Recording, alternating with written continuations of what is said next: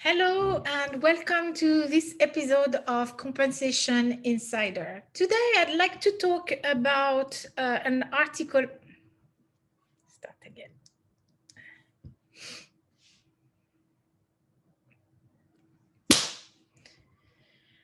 Hello and welcome to this episode of Compensation Insider. Today I'd like to talk about a topic which came to my, mind 2 years ago. I think about a year and a half to 2 years ago, I read an article from Peter Capelli, who is a renowned professor of human resources.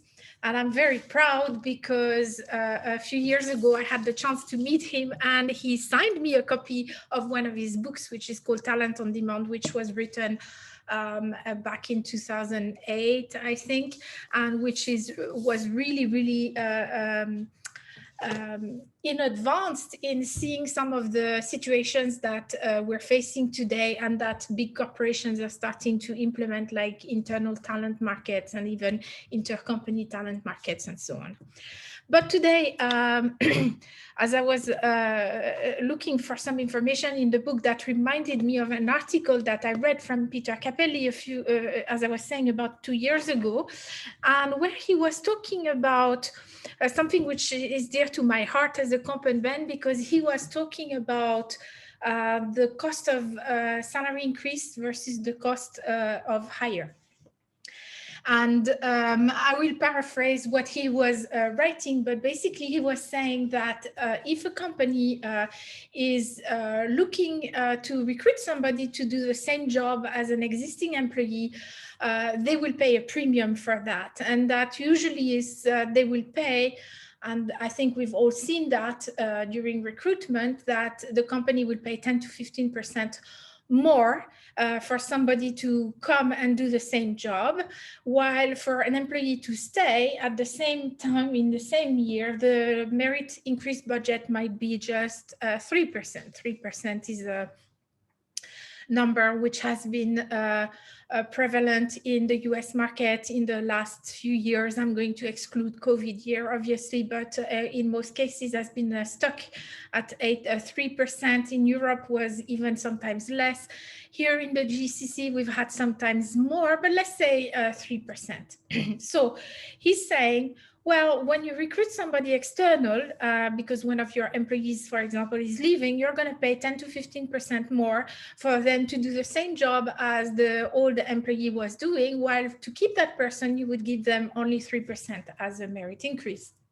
And let's imagine that it's for taking on a bigger job. You would probably give a premium to somebody of 15 to 20% to come and join you, do a bigger job than what they were doing, while internally you might give them 8 to 10% salary increase. So why would an employee be incentivized to stay in your company? And that's what we all see all the time, that employees say that they're open for new job opportunities because they know that if they want their package to increase, they have to go outside. So they might love your organization, and this loyalty might keep them in place for a while, but it's not necessarily going to keep them for a longer period of time. Those are based on administrative rules and ways of thinking that are coming from a finance point of view, and sometimes are very siloed. I think I've already mentioned that in some of my trainings and maybe even here on Compensation Insider. But for example, the money pot for recruitment is separate from the money pot for salary increases. And so the hiring manager has a lot more power and control over how much he or she spends when recruiting than they do have when they are doing salary reviews and making sure that they're trying to retain their best people. Because we have a set of rules, we want to maintain equity, blah, blah, blah. And so we put more control on that. And often, the CFO will tell us, why should I give a 10% salary increase for somebody or give them like a retention scheme? I don't need to, I'll just go outside. Let's play the numbers game. I don't want to spend more money on my employees. And think about it. when you're replacing somebody, we usually say that the cost of replacement for professionals is about 1 year of salary. And the maybe 6 months for less skilled positions. And that means that in the first year, replacing the employee who left is going to cost you 1 year of their salary, 100%, plus let's say 10 to 15% more to attract the new candidates. So let's say 12.5. So it's costing you 112% of that person's cost in the first year just to replace the person who left. And then every year it's going to cost you an additional 12.5%, which is how much more you've had to pay for that new person in the job instead of keeping the old employee. So let's imagine if you have an employee turnover of 8%. Of people who are in positions that you want to keep and people who have the skills that you want to keep. So each year is going to cost you 8% times 112.5%, which is 8.9%, so 9% more to have to replace those people than it would be to retain them. And Peter Capelli was making a comment that maybe it's time that we start to think about managing our talent a bit differently. And I tend to agree.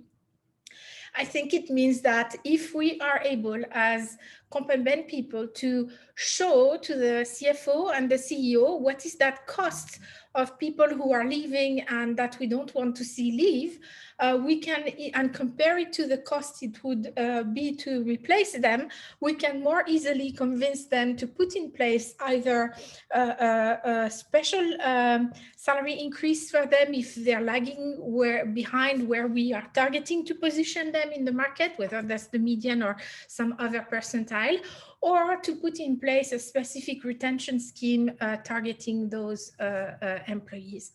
So I hope that you find this way of thinking interesting and bringing value to you, and that you will have an opportunity to implement it.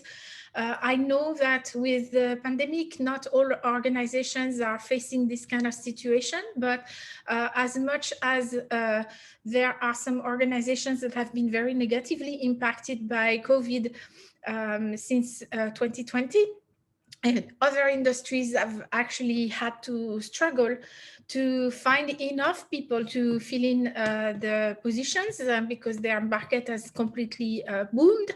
And so they might be in that kind of more competitive marketplace in terms of talent. And so they need to think about how to minimize the cost of replacement by making sure that the right ways of keeping people inside the organization are put in place. Obviously, I don't want to say that increasing the salary or giving a retention bonus is the only way to keep people. I think giving them opportunity to grow, giving them flexibility in terms of how they work, if that is possible in your organization, making sure that they're in an environment where they get frequent and honest feedback, where there is no unconscious bias, or it is reduced as much as possible, is going to be important too, but as one of the tools in your arsenal to keep the people that you want to keep, getting management to be convinced from the numbers